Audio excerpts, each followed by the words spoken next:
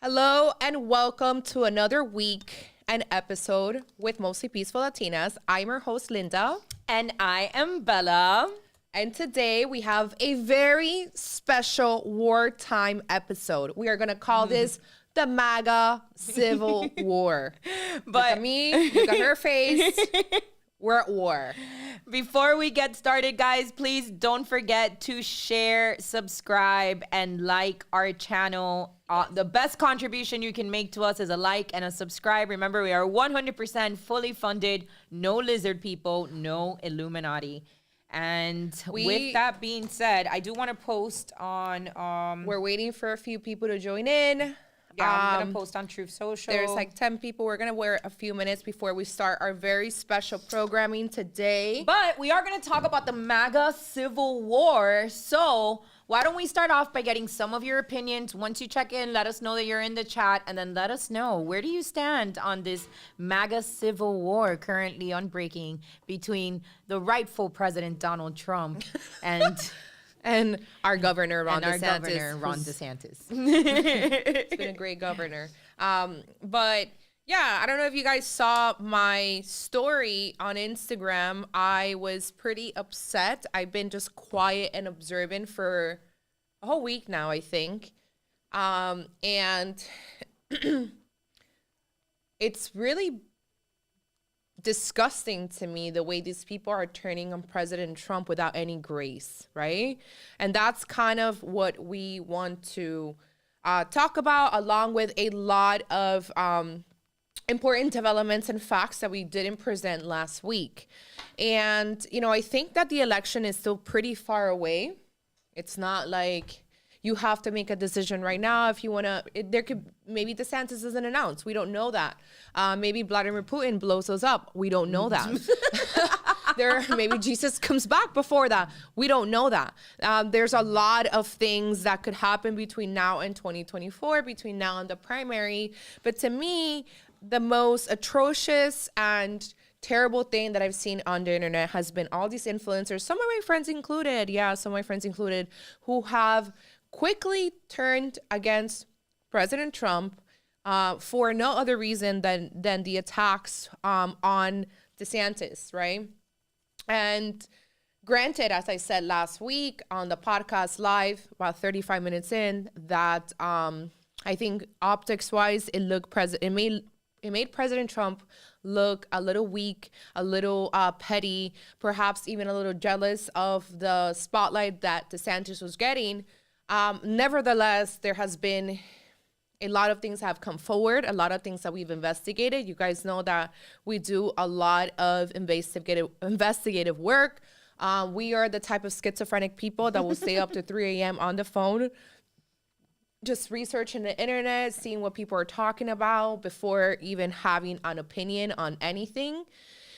And I can tell you right now, and I think Bella would agree, that what we're actually seeing is a psyop. We're seeing a psychological operation. Once again. 0 days without psychological warfare. Once again, Linda and I are looking at the facts and identifying that there's an active psyop being run on all of us. And of course, we'll be labeled the bad guys. And all these names will be called, and they'll call us cultists and loyalists. And I genuinely don't care. Yeah. Just last week, we gave our very raw opinion as everything was going on, that we said, well, it does appear childish or petty or whatnot until you start doing the research, which is what we encourage everyone to do. And then things start making a lot more sense, because the orange man ain't crazy, right? The orange man is not crazy. So I want to, let me just put this out to one last source on Truth Social. Shout out to Reina for the $5 donation. We appreciate you so much. You are always here watching us and supporting us, so we appreciate that.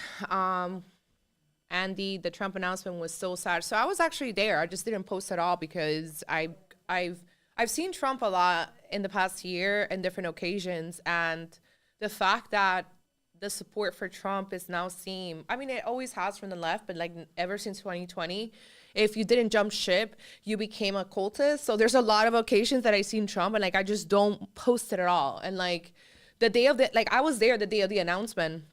I don't know why they made it seem like it was a terrible time or sad. It was actually a really, really packed and good event, very high energy. The problem was that Trump was actually low energy himself. And it wasn't that he was low energy, is that a whole week of attacks for right-wing media, a whole week of a meltdown from people saying that I voted for Trump twice, but this time around I would prefer someone else. I want to go back to old establishment GOP politicians, which many of us rejected, myself included. I was not a Republican. I never have been loyal to the party. I joined the Republican Party only because of Trump. So his speech was extremely toned down, definitely not the way that I like to see Trump. I like to see him high energy. I like to see him nicknaming people. I like to see him calling out the fake news media. And as a matter of fact, the entire fake news media was behind me. And he said it at the beginning of the speech was, we're not going to call it the fake news media. Like, this is a classy event. Like, immediately I knew that it was going to be toned down Trump, presidential Trump, trying to unite the nation, trying to appease his, the GOP, the Republicans like Lindsey Graham and Mitch McConnell and everybody that's trying to get rid of Trump, right? So it's not that it was that he was low energy, is that they toned him down significantly. Something else that I'm sure if you could watch the speech, if you guys noticed, or maybe you didn't notice, is that he did not mention the vaccine. So he kept the vaccine out, and I'll give you some insider information because, I was there and I spoke to people. I've on a few occasions when I've had the opportunity to talk to people close to the president, I've expressed my concerns over the Jews, right? I've expressed not so much over the Jews, but over his simping for the Jews and how terrible it does for him, for his online supporters.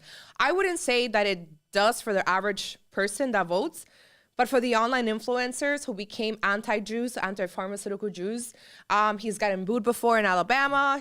People have come against them, saying they're never going to vote for him for Operation Warp Speed. So I said to a certain person very close to the president, there is a lot of noise online about the Jews and against him and what he says. And it's just not well received. Do I think that affects the average voter? I do not, because Miami-Dade has a 76% vaccination rate. We are a red state, and everybody wanted to get the vaccine. I mean, at least 75% of people did. Yeah, people don't realize that. But I do think, especially with the younger voters, with his more in tune voters, especially people that are online that consume all this alternative media about the side effects and the side effects, the damage that it has caused certain people. And I expressed that to them, and they said, well, did you notice that he didn't include that in the speech? And I said, oh, that now that I think about it, yeah, like it was, I guess he wasn't touting the greatest achievement of mankind. It was because he reads the room. He understands now how damaging it has been for his online reputation.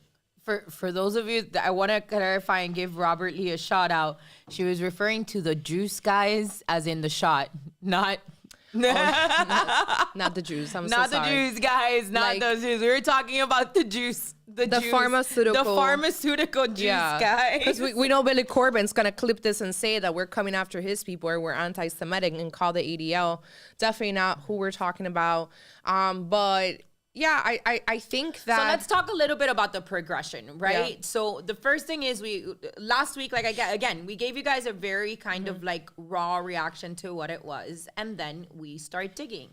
And one of the things that I think one of the first rabbit holes that we go under, that we start going into, based off the interview that we had with Roger Stone, which, by the way, if you have not caught that interview, please check out our Rumble channel, which is the first debut episode that we dropped is only going to be aired on there because YouTube's censorship does not permit us the ability of posting the legendary and iconic Roger Stone here.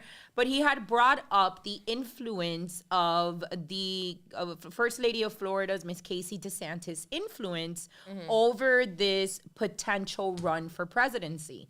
And so we started researching Casey DeSantis. And one of the most alarming thing is that every single mainstream media source that you can think of, liberal, conservative, independent, every single media source is propping up Casey DeSantis as the mastermind behind the DeSantis powerhouse. How Casey DeSantis is the weapon that the GOP needs. The brain. But alluding to the power and influence that she has over the influence that her husband has within the GOP. Then we also started seeing the other side of the media coverage, which is all of liberal media is pushing Ron DeSantis into the forefront. Now, when we hear mainstream media agree across the pond on one thing, our little truther kind of antennas go up and we have to start asking questions.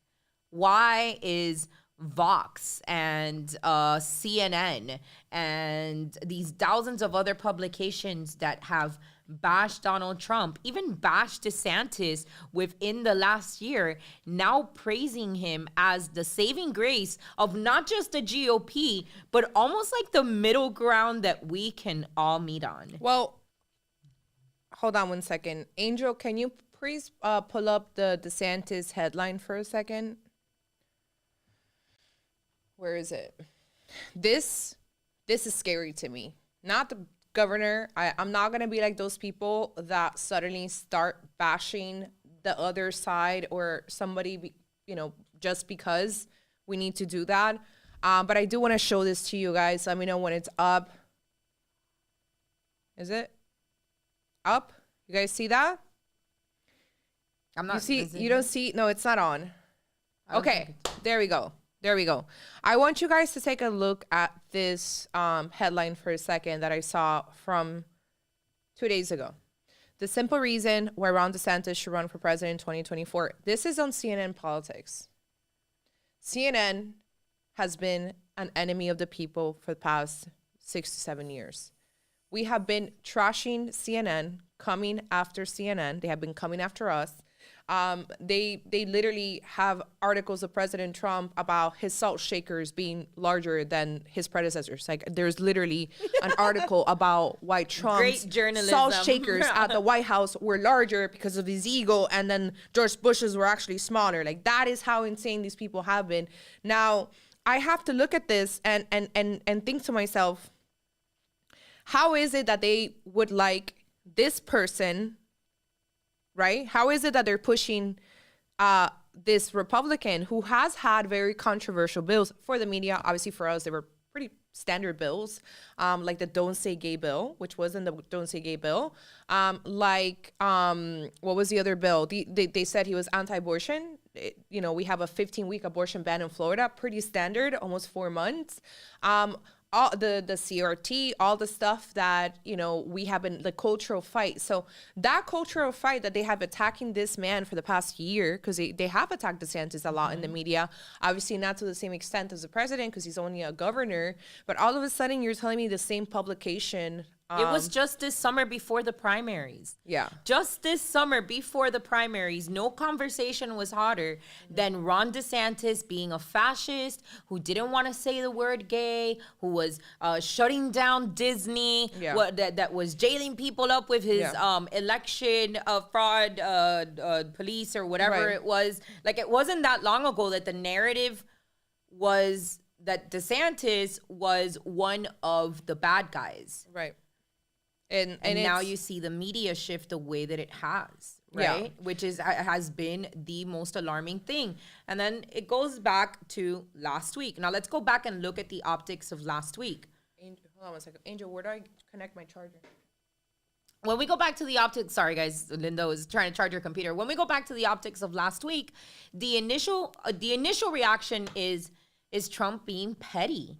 Did Trump just see this guy take this win in Florida and he became insecure or he became threatened by it? And I can see how that can be the initial reaction until you start realizing and digging into the fact that there has very much been a shadow campaign that's been ran by DeSantis and his people for about the better of the last year for a presidential bid in 2024.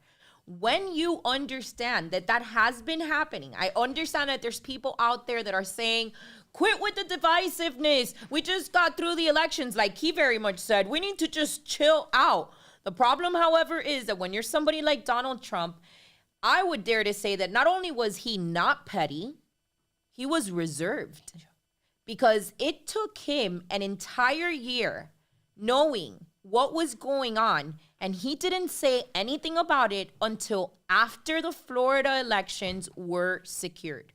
When he saw that Florida had flipped red, that we had gotten our wins, that we had voted red down the ballot, once he knew that that was secured, it is then at that point that he openly expresses how he feels about Ron DeSantis. And just so that we're clear, he hasn't expressed how he feels about Ron DeSantis. He has not. What he's let him know is, if you want to play this game, midterms can get really ugly. And for you guys that are usually, I'm sorry, primaries can get really ugly. And for you guys that are not aware because you've never been involved during a primary run, there is no time that's dirtier in all of politics than primary races, because this is your own party going against one another. So Trump just let him know, if you want to run, you no longer have the blanket of MAGA to hide under, because I'm going to call you out. I just want to give a quick shout out to some of the donations that we've gotten. Robert Lee, thank you so much for always tuning in to us. Adam Silva, weekly supporter, thank you so much. He says, down with the Uniparty, 45 MAGA for life. Some may take the lizard people's bait, but we will not bring the smoke. Let's go. Let's go. I love the energy. We have Real Housewives of Hollywood. Thank you so much for supporting us. Yenny, always so kind to us as well. Hello, ladies. Love you guys. Let's get those Republicans in check. Trump 2024. Don't let the weakness, the MAGA train. It's so true. They want to kill us. They want to stop the MAGA train. And we started pretty slow with that speech, but you know, the snowflakes just have to get like, little Trump just has to be like this presidential, and he has to tone it down and not curse, because you guys are fucking snowflakes and you cry every single time he opens his mouth. Hablando como los locos, thank you so much. So a lot of people saw me on TV. I just didn't post because I was like so mad at everybody. Well, like I just didn't want to deal with people like, DeSantis, you're a paid MAGA influencer. You just want to get, that's what somebody said today. You just want to get your little MAGA Mar-a-Lago trips. Like, you just want to, hey bitch, guess what? On my little Mar-a-Lago trips, I'm able to communicate stuff that you people bitch about. When you guys are bitching on the internet, I take the stuff, and if I have the opportunity to talk to somebody that is next to the president, because I can't directly talk to him, he's over there, and if I have the opportunity to talk to someone and say, hey, listen, this cringe vaccine talk of the president when he gets on stage, it's not doing good online, bro. At least I have the opportunity to do that. But of course, everyone's just a hater. Fairy Princess, thank you so much for your contribution as well. We are, we're just trying to do the right thing. We're just trying to give a voice to our people. As I said on my story today with the influencers, what pisses me off the most about these people, it's not that they stopped supporting Trump, right? They want a different politician. We aren't the same. I was not a Republican. I was a Democrat.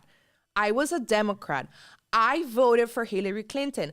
I was on Vice about this. I've been on CNN about it. I've been on MSNBC about it. I was a Democrat, okay, who turned into a Trump supporter a year after his election in 2017. I want you guys to understand that. When they say... it's important, because one of the main things that they are running, the part of the PSYOP that they're running right now is to give people the impression that Donald Trump cannot win because he cannot win the moderate or the independent vote. But both of us. We are... Wait a minute. Us. What do you mean he can't win? Right. We are the testimony that he can win. I would not give a fuck about politics right now the way that I do. Me too. If it wasn't for Donald Trump. Correct. And I'll be honest, the very Correct. bold things that he said that DeSantis would never say. Right. My bigger thing, because for those of you that are unaware, I just was completely black-pilled and just thought two sides of the same coin. And what's the point? We're screwed anyways until Donald Trump comes in and does base things like call out the Federal Reserve and say that we need to go back to a gold standard. Like, who says that? The last guy who said that had his brains shot off, which was President Kennedy. So when you hear somebody say groundbreaking things like that, and it's the point I was making on Truth Social, when somebody creates a movement, because it's what he did, he created a movement that brought in people from all walks of life that would have never felt like they had any kind of identification with the Republican Party. Correct. Hello. When you have somebody to do that, the audacity of these people to think that you can replace a figure like that, an iconic, monumental figure in history like that, with a politician. Just because the politician did a couple of base things, which, by the way, I hate that we need to call those things based because it's such a low, it's such a low bar. It's such a low bar. A governor telling teachers that they can't they can't talk to kids about, that teachers shouldn't be talking to kids about sex up to the 3rd grade. Groundbreaking stuff. I mean, imagine passing some kind of executive order that tells grown-ups that they can't talk to kids about sex while their parents are not present. Really groundbreaking. Yenny, I want to address that because I just found that out. But let me just say something about the people that Donald Trump was able to pull in. First of all, there's people like us, and then people like us who bring in more people like us. I don't identify myself with the Republican Party. I've never been a Republican. I was an MPA until 2020. I was a non-party affiliated person until 2020 when I switched my voter registration to vote for Donald Trump.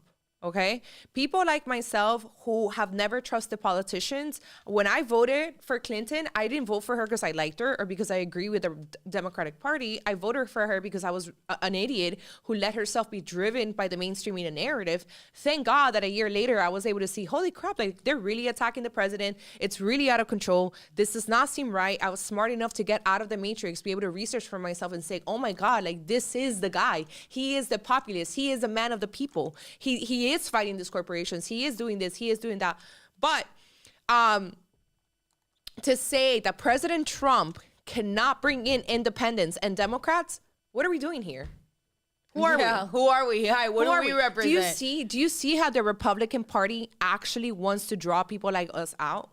Do you guys see the game here? How they utilize Trump to make strides in so many different demographics. We're talking about the Latino demographic. We're talking about the Black demographic, even the LGBT.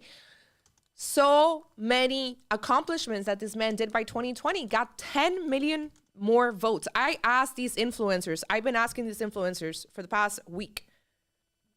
If you're saying that Donald Trump cannot bring in more people, if you're saying that more people vote against them, how did he get 10 million more people? 10 million is a lot. And I mean, that's talking with the discrepancies and the shady stuff that we can't say on the live because of YouTube. We're talking about the shady stuff that they did, and we have no idea if there was even more support. There's a lot of people that actually think that the country used to be in 2020 in a 30%, meaning 70% of people actually voted supported Donald Trump versus 30%. And you could see it if you drove through Arizona, if you drove through Virginia, if you drove through Florida, the amount of love that this man brought. I don't disagree with the stance that DeSantis is a much more calm politician, very important word. And he could potentially bring in a lot of suburbs, right? These higher educated suburban moms that usually vote Democrat and hated Trump, even though he did kind of change a little bit of that in 2020. However, I do not think that he could win votes like the populist votes that, for example, Fetterman got in Pennsylvania. These are like white, blue collar, working class people that really identified themselves with Trump from what he said. It wasn't so much that, you know, he's a billionaire. Obviously, there's a wage or there's there's money difference. But when Trump went to the, what is that? What does that mean? When Trump goes to the states, when he went to Pennsylvania, when he goes into all of these states, he goes in there and says, I'm going to tax car corporations. I'm going to tax GMC if they take their manufacturing away from you, the American people, to Mexico. I'm going to tax them 35%. He's talking to the people in the middle of America, which you and I don't relate to. I mean, maybe some of you guys do, but most people don't, right? And so that's something that I do not believe, right? A person like DeSantis would be able to bring into. He would be able to bring maybe some moderate Democrats, maybe some independents as well. But I don't think the people, for example, that voted for Obama, then voted for Trump in that, what is that called? The Rust Belt? That's the name. The survey that they do, No, like those states that are like in Pennsylvania, Wisconsin, Michigan, like he flipped all those states in 2016 based on the fact that he was a populist. So I just don't think that he would resonate with that type of voter. I do think, however, that he could do better, like people are saying, with the more moderate Democrats that perhaps aren't happier with Biden based on everything that's happened in the past 2 years, but would give him a chance because he is not Trump.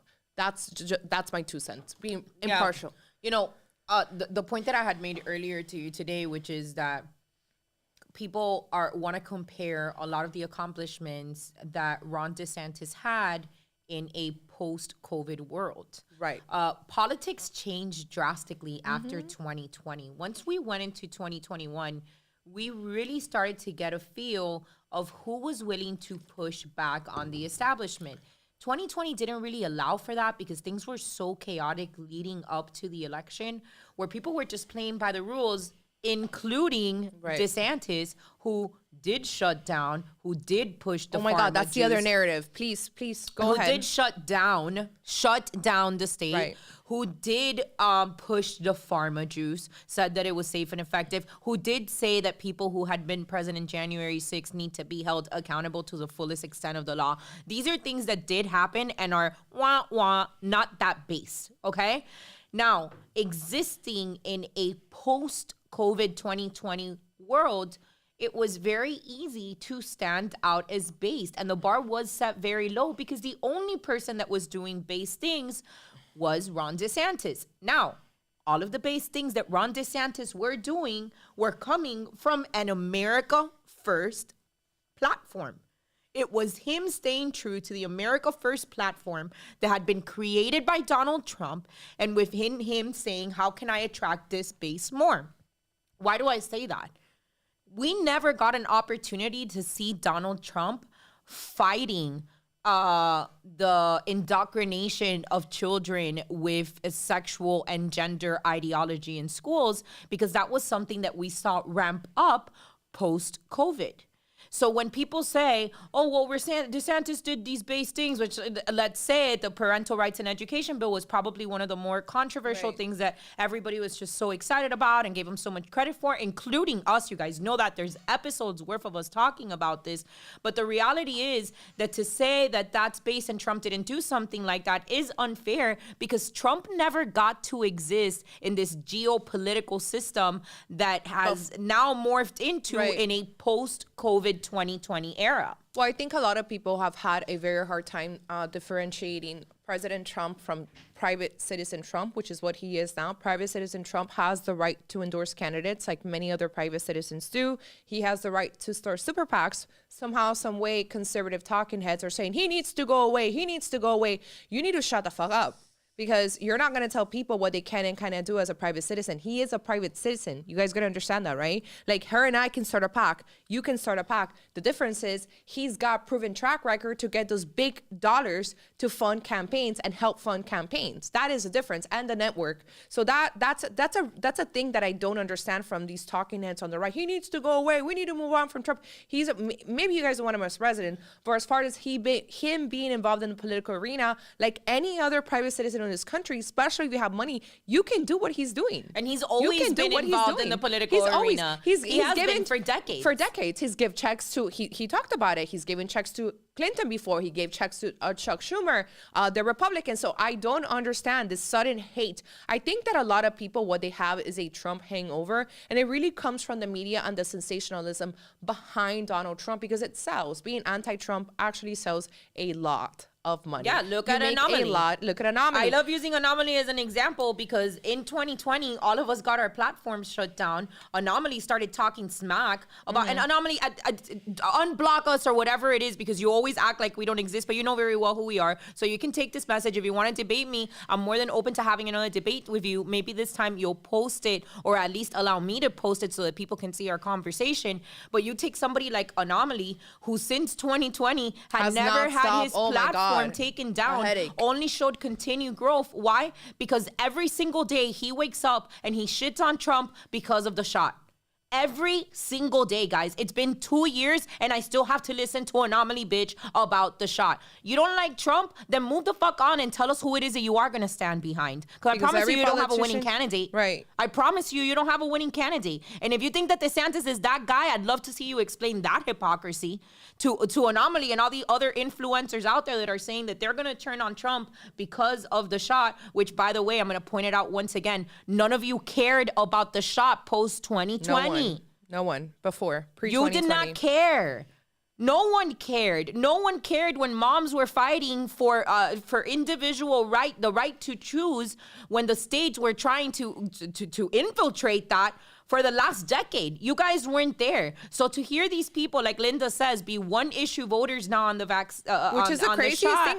I want to hear you explain to me the hypocrisy that you're going to turn your back on Trump to support DeSantis, who was also pro-shot. Well, it's funny. I had a back and forth yesterday with an influencer that has gone completely batshit crazy about Trump. And when she was talking about the lockdowns and the vaccine, I said, what do you think DeSantis did? I mean, most politicians were scared. They didn't know what they were dealing with. I don't think that is this secret society that everybody gathers and says, ha, ha, ha, this is not a real dangerous virus. We're just going to shut them down. I don't think it comes down. Like, I don't see the governor and other people just meeting in a room and doing the worst things. I think a lot of people were worried. And that's why I never held anything against the governor. He was extremely slow in opening up places like Miami. We didn't have a beach until mid-June. Even when we started opening up businesses, it was a problem. Why? Because when Trump said, I'm going to let it up to the states, then the states said, we're going to leave it up to the counties. And so we had to fight for our freedom in Miami-Dade County and in Florida for a very long time, because they kept locking us down, because they kept having mandates, because the masks were still going on in Miami-Dade. As you guys know, I had a lawsuit against the masks. So you're not going to tell me that Florida was some sort of like free-for-all place. There are only 2 states in the country that closed down, were Idaho and wherever Christine O.M. is. South Dakota or North Dakota. So I'm not really sure how these MAGA influencers, this new turncoats, I'm not really sure if the whole election is about COVID, then why aren't we propping up Christine O.M., who never closed down her state? Why aren't we talking about the lady in Idaho who never closed down her state? Why is it the other governor who did close down his state? Rightfully so, I think, because there was a lot of worry about what was going to happen, right? There's a lot of people that said Trump should have never shut us down. We should have never gotten this. We should have never done that. First of all, you don't live by yourself in the United States. You're not the only citizen. Your wants and needs are not the only thing that the president is supposed to address, okay? He's responsible for the entire country. That's 320 million people, including those that did not vote for him. You have half the country who didn't want to shut down. You have the other half who are still wearing masks, many of them who wanted to get 1,000 boosters if they could. So explain to me what he should have done. That's what I want to ask Anomaly. That's what I want to ask Jamie.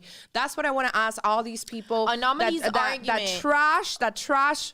Well, I got the opportunity. Remember, I got the opportunity to debate Anomaly. And his argument is that despite Trump did put it on the states to shut down, but that the only reason why the constituents, regular people like you and I, did shut down is because Trump was president and he told them to, and that if Hillary Clinton would have been the one telling them that they wouldn't have. The problem is that y'all don't realize how weak most people are.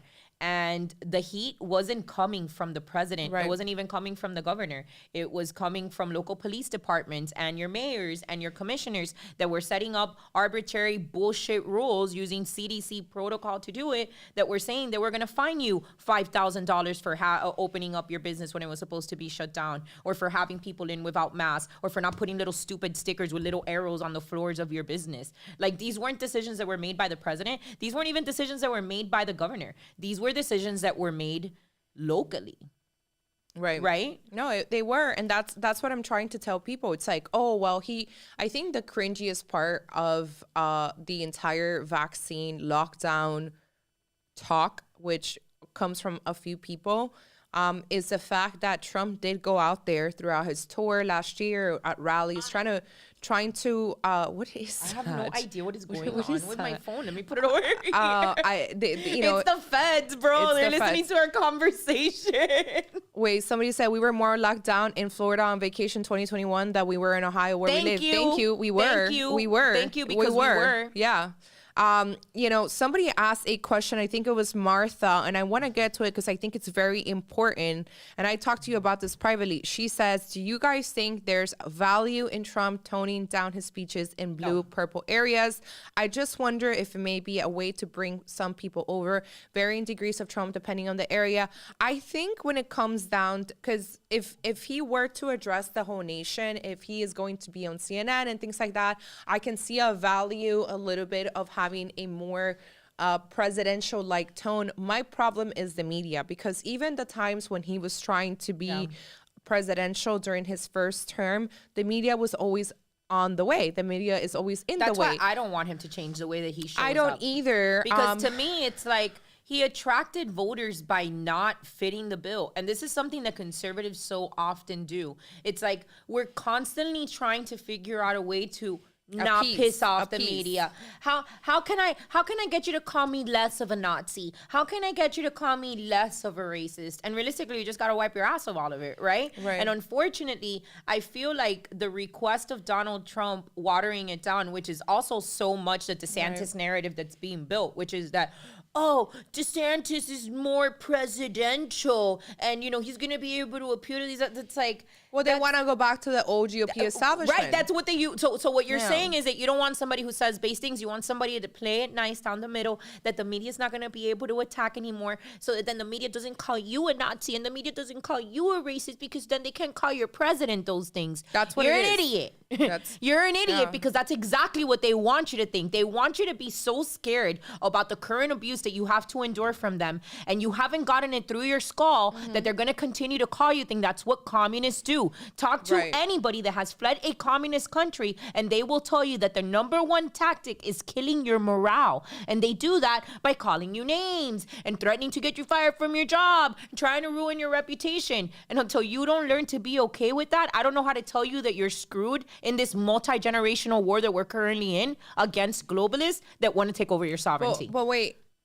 I think for most people that don't understand, what's actually going on is that the MAGA base that's split right now, people like Tommy Lauren, people like Candace Owens, people like Ben Shapiro, people like Matt Walsh, all the people that have come out against Trump or said this is our better candidate, I think that they want to go back to the illusion of freedom. What is the illusion of freedom? That they allow a candidate to win, which is what happened with Joe Biden. Now, this is the same narrative I keep hearing from people on the right saying that we cannot win with Trump, which we've won with Trump plenty of times, but whatever. Plenty of times. But emphasis on the S at the end of plenty of times. So read between the lines. We can win with Trump, even though he got 10 million more votes and a landslide on the first term, and obviously on the landslide on the second term. We already know what happened. We can win with Trump. Okay, are you saying that we can win with DeSantis because the system is going to allow him to win? So what you just want is the illusion that your candidate is winning because the system, the ballot harvesting, all the stuff that we've been talking about that happened in Arizona this week is going to allow him to win. That's what I don't understand. And when I've asked influencers is what they say is that It's not that. It's that more people come out to vote against Trump, which they have no proof of. That's just regurgitating talking points. But I want to go back to, okay, this DeSantis trashing Trump behind the scenes. If you guys notice, and if you go back to January of this year, 2022, there has been a lot of bickering from the inside. You catch articles, because I saw one this week from January 2022 about Ron DeSantis calling him names behind his back. Obviously, these are unconfirmed sources. But what's really been happening is that as a politician that is going to run for president or for a position of that nature, you need to have a lot of money. You need to have mega donors, which is why Trump was the person or the private citizen that was able to afford his own campaign, right? He was able to say, I made my money. I don't need to take a check from the White House. I'm doing this for the country, right? When it comes to people like Francis Suarez, who, by the way, is also running for president or campaigning for president, you just don't know that because you don't know that. You and I don't know that. We're peasants. You guys get what I'm saying? DeSantis, and it's essentially, and it's not him. It's really the people around him. It's not necessarily him. The people around him, his mega donors, advisors, people from the establishment said, you are the guy that would be able to defeat Donald Trump for X, Y, and Z reasons. And in come all these mega donors. Some of them are good. Some of them are extremely shady, have really, how would I put this? Well, you know, criminal ties. And so if you don't have globalists, people that have donated to Obama, people that have donated to Jeb Bush, sometimes we overlook these things because if you have a lot of money, typically you donate to both parties and it's not always malicious or anything like that. But what has been said in the media in the last 10 days is that all these donors that are flocking to DeSantis and have tapped him to be the next guy want to get rid of the populist movement. They want to go back to the old GOP establishment that was pro-big corporation, which turned many of us off, if you guys are understanding. So DeSantis doesn't need to put out a tweet against Trump. He can act all presidential and very, very political, very poised. I'm not going to take a dab at Trump. I'm just going to say ignore the rumors. In the meantime, I'm so sanctimonious. I'm so sanctimonious. Which is where the word comes from. Like, oh, guys, we need to chill out. I'm not going to say anything about Trump. I'm going to focus on the state of Florida. Meanwhile, you guys know la gatica Maria Ramos que tira la piedra y esconde la mano. That's exactly what's going on with Ron DeSantis. Right. I was actually looking at... He's using his media contacts and his mega donors are using his media allies to take dabs at Trump. They've been doing it this whole time. They've been running all these articles against them. They've for sure said that he cannot win, that he should not run for president. So it's inside fighting, and this is the circle, and this is where we are, right? This is the circle of trust. This is the circle of trust, and this is where we are, right outside. So we see Trump lashing out. We see him calling DeSantis the sanctimonious. We see him writing like 3 pages on Truth about how he helped his political career, which, by the way, it's true, and all these other things. And then people are just saying, well, Trump is just jealous. Trump is just jealous because DeSantis is getting the spotlight and his ego, and he needs to stop attacking Republicans. He needs to stop doing this and this and that. It's like, dude, the guy has literally been quiet to not ruin this other guy's campaign. He's been holding it in because he knew to not sabotage Florida. He knew what was at stake. That is 100% correct. Guys, we're halfway through the episode. Please, if you have not subscribed and it's your first time catching us, we are 100% self-funded, no Illuminati, no lizard people. So if you can, support us with a subscribe and turn on your notifications too, so you always get the alert when we go live. Thank you for the super chats. I think we've got 2 super chats that we haven't gone over. Just to cover those from Bros talk, and that is a 1776 donation. Thank you for that. And he says, mi español es muy malo, pero por lo menos estoy tratando. Me encanta ver y escuchar ustedes, chica. Freedom-loving patriot from Minnesota. Keep dropping the truth bombs, lady. 1776 America. And then we also have a $5 donation from the consistent Mr. Robert Lee. And he says, DeSantis es un candidato fuerte, ha destruido la cultura woke en Florida, pero tengo que admitir que Trump tuvo los resultados que no podemos negar, which basically translates to DeSantis has been a strong candidate, and he's been a great governor for Florida because he's helped kill Florida, where woke goes to die. But that he has to admit that Trump is the one that can take us through the finish line, basically. Well, and my thing is, you know, when you run for president, you just don't run for president based on what you did in your state or in your county or in your city or in your past job. Obviously, you can list your accomplishments, but when you run for president, there's a lot more at play. You're now stepping into the worldwide stage. We're talking about foreign policy. We know Trump's foreign policy very well. We know how it worked. So many people talk about this man being erratic and being crazy, and oh my God, he's the only guy that didn't put us in a war that entire time he was in office. He's the only guy that was respected by every single world dictator. He's the only guy that was able to respect. And let me just clarify. Let me just clarify that he called the dictator of North Korea a rocket man. Rocket man, guys. Rocket man. You want he had a bigger button. You want to tell this legendary icon to tone it down? To tone it down when he's the only man that's been met in the middle by this deranged lunatic in North Korea, and you want him to tone it down? No, I want more of it. Yeah. Because it's what works.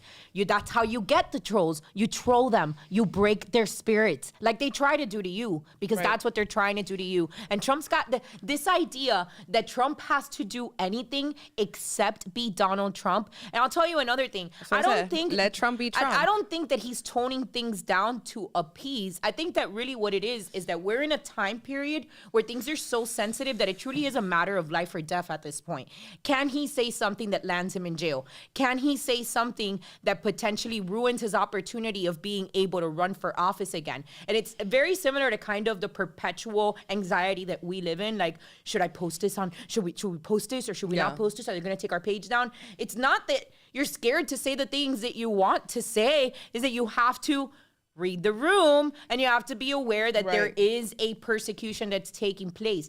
I hate every single last one of you that wants Trump to throne it down. I do too. And to be anything else than who he's been since the beginning of his campaign for president. And honestly, who he's been his entire life that has led to 98 different rap songs, meaning him being one of the most iconic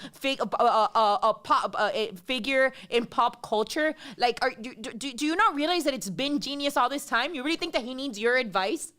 How many hotels do you own with your name on it? Do you have an Air Force Trump? Do you have a PJ? Do you have a PJ? Do you have a gold toilet? Despicable. Do you have a supermodel wife? Despicable. Then I just don't care what you have to say about how Trump should improve himself. Larry in Michigan somewhere with your receding hairline, with your couch activism, telling Trump how he needs to be more eloquent while you eat Cheetos at home, bro. No one cares. Bro, until you get a Trump Air Force One with your name on the side, I don't want to hear from you. I don't want to hear from you. I just don't. That's what I told someone today. I said, do you have hotel names with your name on it? Then I don't want to hear your advice about what a leader should be or not. It shouldn't be.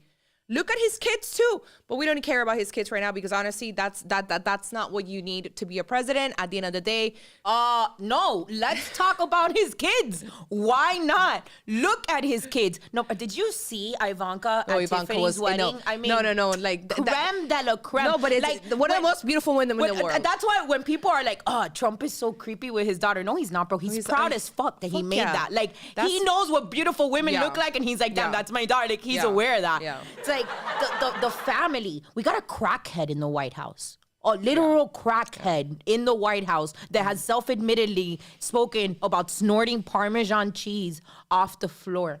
This is the bar. And then you have La Dama de Melania. No. The icon of Melania, a supermodel. Are you kidding me? I saw some losers saying that I would prefer Casey DeSantis because she never came out in a cover magazine naked. She was never naked. Bro, shut the fuck up, bro. The majority of you are broke, ugly men who wish you could top that. You wish you would have a supermodel look at you, but you're gonna settle for a 2 because you're broke and you're ugly. And that's a fact. That's a fact. You can't be demanding. You can't be, I don't like, please. Stop with the bullshit. Stop with the bullshit. There's a couple of contributions that we want to address. What?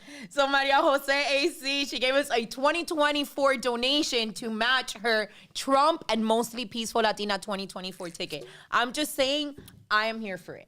I'm just saying. Listen, we don't know if he's gonna. We don't know if they're not gonna do what they did to him again. I completely agree with people that we're in a stage right now where I'm not excited to vote. I'll be honest with you guys. Like, I'm not here like, yeah, we're going to take America, because I'm disappointed from 2020. Like, I'm not going to sit here and tell you that but we still have to do what we need to do. Ecstatic.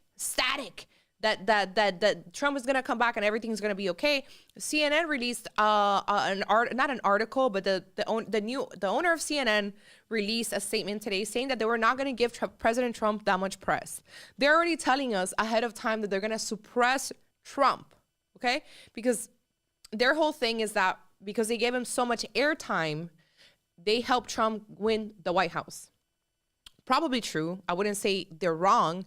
But at the same time, it's like you don't live in a fair and free country if you're predisposing the citizens of who could potentially be their president, whether it's him, Jeb Bush, DeSantis, they're selecting. It doesn't matter. They're already selecting. So, how could you not be scared of what's going on? Let's go back, because this is a great point, right? And we're talking about how to attack. Actually, before we do that, let me just address some of the contributions that we have. Rebecca Tovar with a 1999 contribution saying, you both always spit facts. Saludos desde Illinois.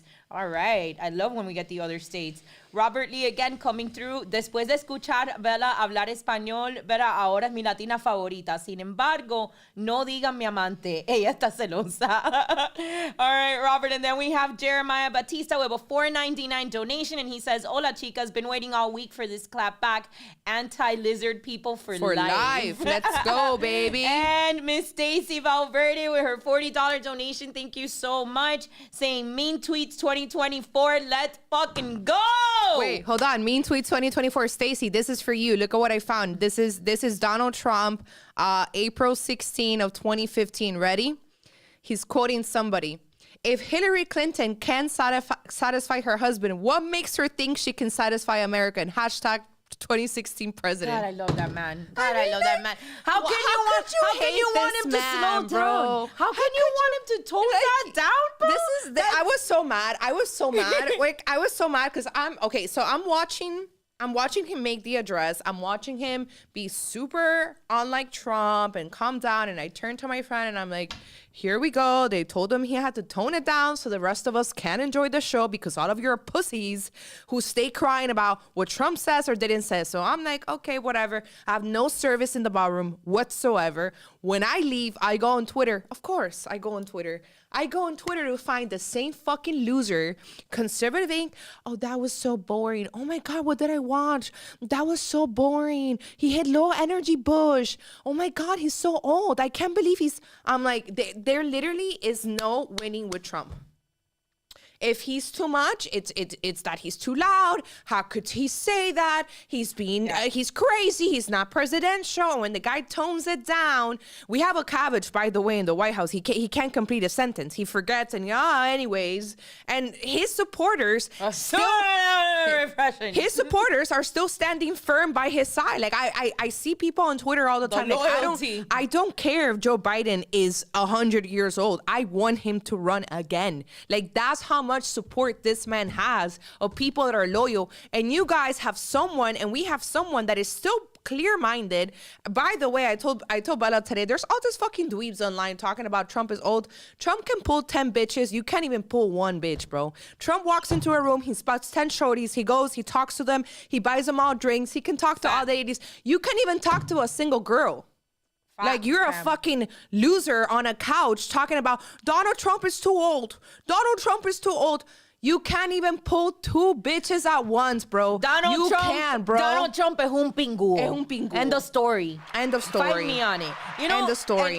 You know, End of Linda, story. we have brought it up in conversation. Linda and I talk so much shit throughout the week. Like, honestly, like someday we're just gonna create behind the scenes content and just fill that with like all the shit that we talk just in our morning conversations alone. Yeah. But one of the things that we're experiencing right now, and we saw it happen at a local level. I've spoken to other activists all over the country that can also confirm that they saw it happen at a local level, which is that our greatest enemy is the unit party. Whether you're a Democrat, whether you're a Republican, if you challenge the establishment and you try running for public office, the GOP or the DNC will do whatever it takes to stop you. And a method that they love using is throwing in these proxy candidates not because they can win, but because they can split the vote. A very historical time in history that a lot of you might remember was in the 2016 elections, as well as in the 2020 elections, that they did it to a man by the name of Bernie Sanders. Bernie Sanders was leading in 2016 and in 2020. And the DNC jumped in, put in 7-8 different people in order to split the vote, in order for their candidate that they had chosen to win. And make no mistake about it, this is very much what is happening right now. DeSantis cannot win against a powerhouse that is Donald Trump. But what they're trying to do is weaken the MAGA momentum. And that is why I can't forgive Ron DeSantis if he runs. I'm letting you guys know right now. Not only will I not vote for Ron DeSantis in 2024, Ron DeSantis can burn in shit come 2028 if he jumps in and splits the MAGA vote. Not because I don't appreciate what he did as a governor. Number one, I'll also tell you guys this. I'm more pissed off as a Floridian than I am as a Trump supporter because he promised me 4 more years. I elected him expecting a based-ass governor here in Florida for 4 more years. Hold on. I'm letting you know right now. Oh, my God. No, I'm letting you know right now. No, I'm letting you know right now. I'm letting you know right now. No, make her stop. No, I'm not stopping. I'm letting you know right now. Dude, honestly. Call 45 for life. No, call 45 for life. I'm letting you know right now. I'm not doing this, Linda. I told you last week when we got out of here that I'm not doing this. I'm not doing it with the influencers. I'm not doing it with the politicians. I'm not doing it with the people in Instagram and Facebook. I'm not doing it. It's call 45 for life. I'm loyal to Donald Trump. You people are absolutely mad and insane to not see the psyop that's being ran on you by the mainstream media, by Mitch McConnell, by the likes of Paul Ryan, by the likes of the Bush family. They are selecting your vote. They are not giving you the opportunity to elect the man that was already rightfully declared president once by the people. They are selecting your vote, and you guys are such simps. You want the abuse from the left to happen, to go away, to stop so bad, because they're hurting your feelings, calling you Nazis, that you are willing to sacrifice your vote for the man that you know can truly run this country, because he's already proven that he can do it once before, so that they can stop calling you mean names. Because your president mean tweets. Well, it's like when they wanted to compromise with the left and be like, just wear the mask. Remember how many people were like that? Actually, Mike what difference does it make? It's only 2 minutes in the grocery store. Just wear the mask. What do you guys have to make such a big deal of the mask? That is the same thing that's happening right now. It's like they're holding us hostage. It's like, hey, MAGA, we know you're a big movement. We know he has a lot of supporters. We know that woke actually does not work. Like most people, believe it or not, woke, it's not, they don't like it. You talk to Democrats here, they don't like it. So the solution to this is that we will give you a better president come 2024. This is the guy that we're going to give you. And that's where we're concerned. And we're also going to talk before we go about his mega donors. So, you know, we're researchers. Yes, let's talk about the mega donors. Okay, please, Bella. Let's talk about the mega donors. Oh shit, my phone died. Let me get the charge. Okay, can I take the floor for 1 second? Do you guys remember that there was a scandal with Robinhood and AMC? Do you guys remember that? We talked about it a couple of weeks ago. Do you guys remember? You guys remember that all of the nerds on the Reddit boards decided that they were going to manipulate the stock market and they were going to buy this dying stock of the GameStop stock and they were going to stick it to the establishment. And do you guys remember what happened? The nerds won. And the nerds were winning. And these nerds were becoming millionaires. And then what happened? They shut down Robinhood so that you could no longer trade the GameStop ad. They literally shut down the open free market on you, proving that the market isn't free, just like the elections aren't, just like free speech isn't. They shut down the public market. And who was responsible for shutting down the public trading? Linda? Ken Griffin. Thank you. Ken Griffin is DeSantis's biggest mega donor. He donates to both parties. He was donated to Obama. He's donated to Republican candidates before. He doesn't really care so much for the culture wars, although he did move his company, or he is moving the Citadel. He's the owner of the Citadel from Chicago to Miami. Bought the biggest building in Brickell to be able to bring all his offices here. And Ken Griffin isn't so much into the abortion stuff. He doesn't care. He doesn't care about abortion. He doesn't care about the culture wars. He cares about safety, obviously, because like I've said before, rich people don't care about politics. I mean, he's just a mega donor, but until crime gets really bad, they start stealing your shit. You can't go out with your Rolex or your expensive watch. You're a mess, $50,000 bag, and then you want to move to Miami because it's a safer city. That is what Ken Griffin is doing. Ken Griffin also donated, I believe, $5 million to a Ron DeSantis super PAC. Once again, the problem with this is that you are going to owe people favors. He's not the only one, though, propping up Ron DeSantis, which, you know, it's interesting because when I'm looking on Twitter to see what people are saying, because that's what I like to do, what are the people saying about this person outside of politics, outside of the whole drama with conservative MAGA civil war? They're talking about him lying under oath. They're talking about him manipulating the market. As a matter of fact, I have all this content of all the protests outside of the Citadel in Chicago against this person, Ken Griffin. Ken Griffin also was on a panel, I think, with Bloomberg Business, talking about the FTX scandal. And he kind of played dumb saying like, oh, you know, the scandal was about they wanted to get rid of Trump and all this stuff. And I'm like, my dude, that's the same thing you're saying to Politico. That's the same thing you're saying to all your media allies, including Washington Post, including CNN, including the Business Journal, and everybody else that you're saying that you want to restore the GOP's relationship with big corporation and not the people. Okay, so we also have the owner of Fox News, I think it's is it Newsweek or the New Yorker?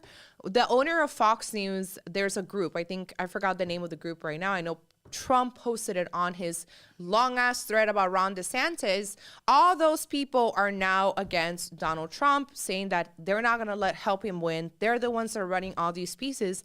So as you can see, it's not that the people are crazy. It's not that people are turning all of a sudden. It's like Jamie said. Jamie said that all of a sudden people hated Ron DeSantis and he became establishment. Well, first of all, love, if you really think about it, he was a politician from the start. He didn't just appear out of nowhere. Like, the only thing that made him cool was he was endorsed by Trump. Right, like that was it. He took Trump's whole song and dance, implemented it, literally just look for his 2018 ads. It implemented the Trump ads, and it's like, then it kind of like washed him a little bit of that like politician type of, you know, persona that he had to get rid of, because he washed it through the America First movement. No America First, no based Ron DeSantis, just boring ass Ron DeSantis from Florida.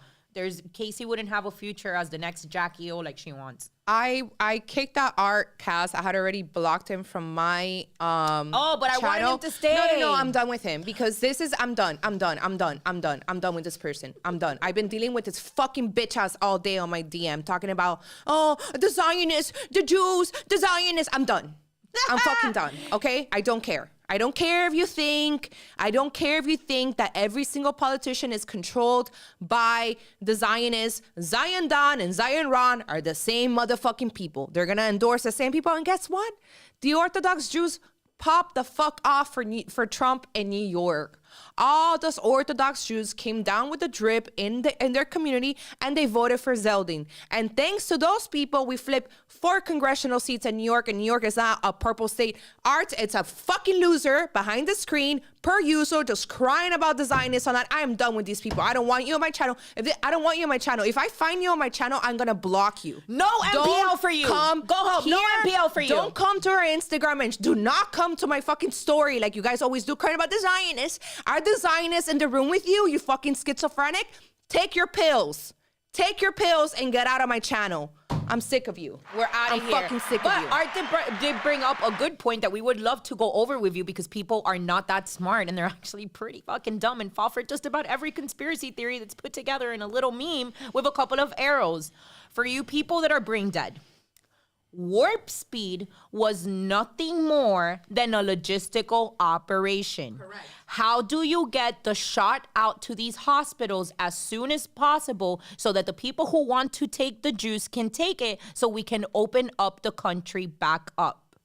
I have heard the most outlandish. Number one, screw you people for putting me through 2020 through months worth of memes where everybody that's still talking shit about warp speed swore back then that the military was going to force vaccinate everybody with Operation Warp Speed, and they've got enough doses for the entire world, and they're going to pull us out of our homes. You people did that to us, and nothing ever came of it, because again, you failed to look at the facts. All it was logistics. That's all that it was. And for the Q-tards out there that think that it had something to do with human trafficking, please stop. Please, for the love of God, stop, because I've had enough of you people too. I can't believe that I had to go to Truth Social the day after the announcement of the announcement where Donald Trump says that he's gonna land on the sword for us 1,000 more times and put himself through 6 more years of this bullshit if they allow him to, when he could be off in a private island with his supermodel wife and his millions, and to have that be met by a bunch of spoiled brat Q-tards, because that's what you are, upset that Donald Trump only announced that he was running in 2024 because you live in the delusion that he's still president and that somehow the military was going to come in. It's got to stop. It is a psyop being ran at every level against us to discourage us and kill the momentum of MAGA and saving not just America, but the free world by preserving America. Such a fucking psyop. Did we have something else about a mega donor that we didn't talk about? I don't think so. You guys, we're getting to the end of the episode. I didn't realize we've been talking now for like an hour and 15 minutes. Is that right, Angel? Do you guys have any questions that you want to type? Any questions at all about the current situation? And by the way, I will go to war with you influencers. I'll drag you through the internet. I'll drag you, okay? You think I'm not at war with the eggheads? I'm still at war with the eggheads, and I will drag you with me again. I'll have a war with you. I'll have a war with the eggheads. I'll have a war with the libtards. I'll go to war with everybody. I was meant for war, okay? This is true. I will fight you. This is true. Okay? You want to go talk shit and spread misinformation about Ron DeSantis never closes down. I will drag you. Okay? Not for Trump, but because you're a fucking liar. Okay? You're a liar. And I will drag you through the internet. And I've dragged people already, side texted them. Okay? I haven't made our public fights, our fights public yet. Okay? Yet.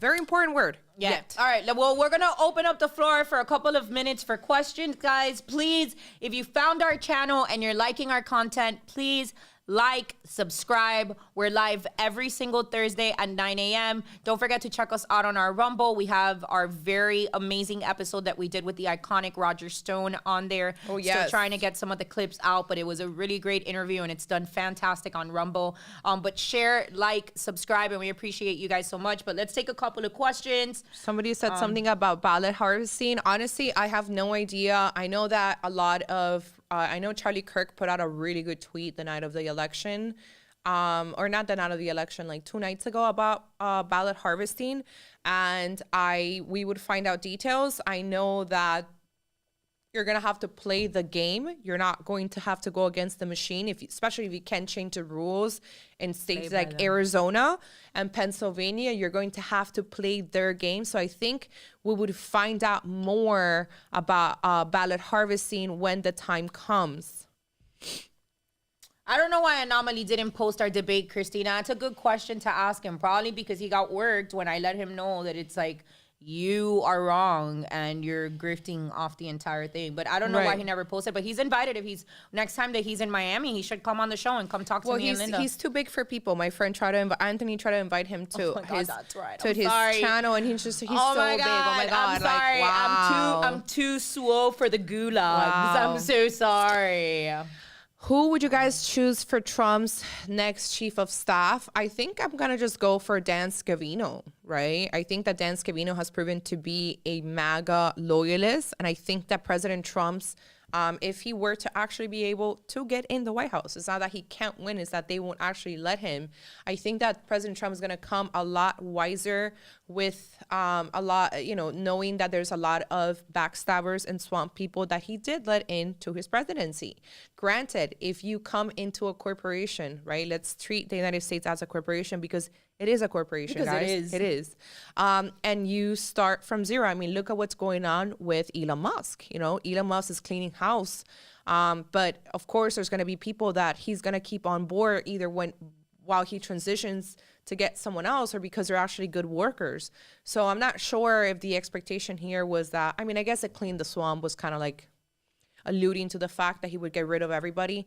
But there's also the people around you also help you make those decisions. I remember when I was in Jersey, 2021, and we launched the lawsuit against Twitter with President Trump and the America First Policy Institute. And I remember him telling us, and it was a private lunch. There was about 12 or 15 of us, and him saying that, he did made some mistakes when it came to his team, or what is it called? His cabinet or his advisors. His administration, yeah. And remember, these are people that have been in politics, some of these generals in the military or, the attorney general, whatever you want to call it, like for years. And so when he's choosing the new secretary of education, for example, they give him a list of people who are not only qualified, but can be part of the position. He talked about the attorney general, how he wanted Pam Bondi, who's an America First Trump loyalist, used to be the attorney general in Florida. He wanted her to be the attorney general of the U.S. That was his first choice. And she wanted to stay in the private side of things and didn't want to go into the public life again. And so he's like, okay, well, that's my first choice. That's who I think I could trust, who would be a loyalist to me. And then the second person was with the glasses, attorney general. Barr. The second person was Barr. And screw Barr. And so there are, there is that those situations. Who would you have as VP? Who do you think at the top? Okay, so 3 choices, VP. I think if we had Carrie Lake. Carrie Lake is definitely at the top of that list. I think for strategic. Me as well. I've never actually heard her speak. I've never tuned into a rally. I don't know much about her, only from the online posts of the people that I follow. But I think when it comes down to being like a true American first patriot, and also the women vote, right? What are you gonna say now? Would you have a women VP? I personally, just to clarify the comments about the Q-tards, I am a Q person. Don't say that. I would love don't to say see that here. But please. I want to Don't say see. that. Linda hates this. Oh my God! Don't say Stop this. doing that. Stop. Oh my God! I would love to see a Michael Flynn vice president. There I said it. There I said it. I don't care. God. I don't care who gets mad at me. And God. my number 3 choice is Ye. Ye. Oh well, My number 3 choice is Ye. Stop. Because Ye would be the perfect one. Could you imagine just 2 Geminis in the White House? It would just be like a bomb every single day. The problem with Ye is that he would probably leak some important information. Somebody just said that Jay would leak all of the important CIA documents. Yeah, like, we're going to attack Russia. And he's like, hey, yo, guys on Instagram, like, guys. I'm going to go DEFCON 3 on the Russians. And you're like, oh, fuck. This guy just shot the whole operation. Bella said that she wanted Michael Flynn. I would never pick Tulsi. I've never been a fan. She is a huge, maybe she'll change, but she is anti-gun. And I would never pick Candace Owens at all, ever. And I don't think the president would either. Candace Owens. Well, Candace Owens has drawn her line in the sand and she's been very clear. And she said that she was invited. Unfortunate. She said she was invited to the speech, but I don't know if that's true. Some people were saying that was not true at all. I wouldn't know. Kristi Noem also turned against Trump, saying that we had better options. So I don't think Kristi Noem would be one of them. I think Carrie Lake would be good. Who else? Is that we don't have a lot of options. I would now say DeSantis. I don't want we just got this guy in. Like, this is something that most of you, if you're not a Floridian. How about like a Rand Paul? A Rand Paul would be good. A Thomas Macy would be good. Actually, Thomas Macy would be very good for Trump. Here's the thing, guys, too. If you're not in Florida, I don't understand why you would want your governor to go away after 2 years. Like, we just elected this guy in, and who are we gonna have as a replacement? Nobody can explain to me why he can't just wait 4 years. Why? Like, because why is they're it desperate. so imperative that he I'm runs gonna tell you right why. now? I'm gonna tell you why, because I've already had this conversation with people. It's because they think that if we put him in office, we're going to have the America look like Florida. They genuinely think that the president could have the effect of being able to transform the entire United States, including deep blue areas like California, like Washington State, like Oregon, Nevada, etc., into a complete America red country. Do you think that is not going to happen ever? Do you get By the way, ever with Trump or with anybody? With anybody, like, that's never going to happen. The United States, as you knew it, is dead. Like, it doesn't matter if we bring back Trump either. That's what you guys got to understand. The states have power. That is the reason why. Okay, DeSantis was able to try to clean and help our election laws, and Biden wasn't able to do white state, white country mail-in ballots, right? And this was my other problem too with this influencers that were saying, well, Trump could have done what DeSantis did. This is why I don't believe in everybody should vote. Because even you, as a conservative that likes to rank on these libtards, you are not smart enough. Like, that statement that comes out of your mouth, that it processes through your brain and it blurs out of your mouth, you just literally said that only a state governor has the power to change state laws. And Donald Trump was not a state governor, he was president. Then people will say, well, you're making an excuse. Well, that's just the law. I'm not sure. That's why Kristi Noem was able to stay open, right?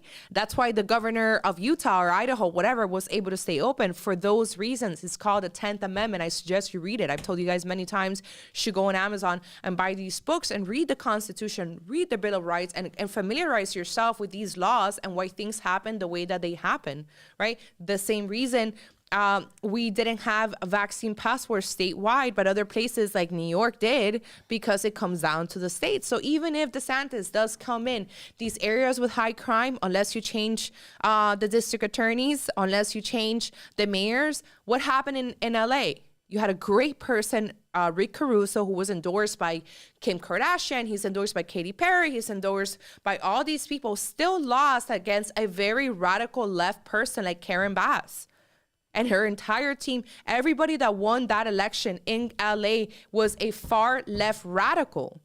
This is a place that was destroyed. This is a place that has seen the riots. This is a place that has BLM LA. I mean, I follow BLM LA just to see what the hell they're up to.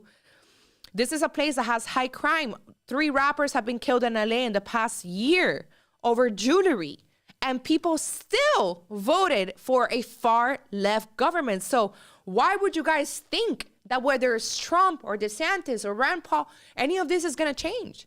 Because the change comes from a local and state standpoint. And when you have people that genuinely believe that it's better to live in filth, like Oregon, in Portland, not out of Oregon, by the way. I was looking at the Oregon map, and it's pretty red except for like a few cities. Like, what literally. have I been telling you? If you guys want to see one of the most horrifying things to ever exist, look at the election map, and you're going to find that just about every state is predominantly red, with the exception of 2 or 3 little pockets or counties that turned blue. And this, ladies and gentlemen, is why I don't shut the fuck up about civic involvement at a local level. Right. Because counties, not states, are driving election results. Right. The questionable situations that take place during election time are not happening at a state level. They're happening at a county level. Right. And one of the most important, you know, for those of you that asked about our opinions about what's going on in Arizona right now, we're going to have to fight like hell, and we're going to have to help our brothers over in Arizona fight locally to get this resolved. And I'll be honest, Trump said it in the speech, and I think it's something that every single last one of us needs to find a way of getting involved with in your local area. We need one day, one vote, one ballot, one paper ballot. The machines need to go. And by the way, there was a win in Portland. Andy No, as you guys know, Andy No, he's documents all Antifa all over the country. And there was a very far left radical commissioner or city council. It was the woman. She was a black woman. She literally looked like a homeless person, scary as hell. And she was outed out. She was by a moderate leftist. This is where we are. This is where we are in the simulation that we called life. In the simulation and clown war, where radical leftists in Portland are being replaced by moderate leftists, because you have basically Antifa running the show. And that is why so many people, and I read the comments about Portland. I read it from Democrats. There are a lot of Democrats who are pro-abortion, who are pro-LGBT rights, who are pro, race, whatever, helping different races, or what is it they call it? You guys know what I mean, that they're simping for all the minorities.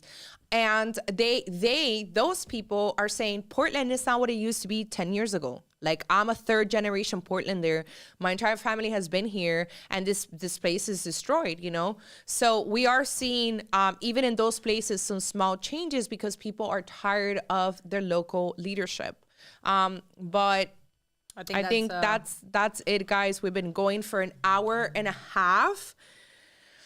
We just want to give you guys thank you once again for joining us. Don't forget to like this what is it called? This podcast. Share it. This vent fest. This exposing of the uniparty and whack ass influencers that turned on Trump. Let me tell you something before I end this right here. Y'all ain't got no street code, no loyalty. Y'all ain't real to nobody. Y'all rode that MAGA train and built your grift off of it and build your platforms out of it, and now you're ready to drop that, man. And I'll tell you something else, because I heard there was a comment that said, like, well, maybe some of these people are scared to speak out because then they're gonna get attacked. Yeah, that's right, because you don't get to ride the MAGA train and shit on Donald Trump at the same time. Move the fuck out to the back. And also, the other thing too, I saw the MAGA Hulk, which I always thought was so cringe and gay. Like, I thought he was like one of the cringiest people in the world.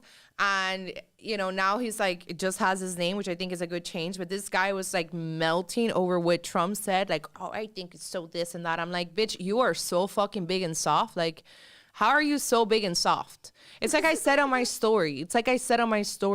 Us Latinos, we're used to name calling each other. Our grandparents are calling us gorda, y gordo, y flaca. Like, most of us probably have an eating disorder because we're just used to our grandparents, even when people are skinny, calling them fat. So we're not that triggered by just not that sensitive, bro. I thought it was fucking hilarious. I was trying to understand, like, why is he calling him DeSantimonious? Like, why do we? I don't understand. But Trump has made politics fun because of this very reason. Like, I can't believe that the very people that were memeing the hell of, like, oh, mean tweets hurt my feelings, are now bitching about mean tweets. Let Trump be Trump. Let Trump be Trump. I'm gonna put it on a t-shirt. Let Trump be Trump. Let Trump be Trump, bro. Thank you guys so much for tuning in, and we will see you next time. This will be on audio form tomorrow, and also it's gonna stay on the channel like it always does in case you want to share it.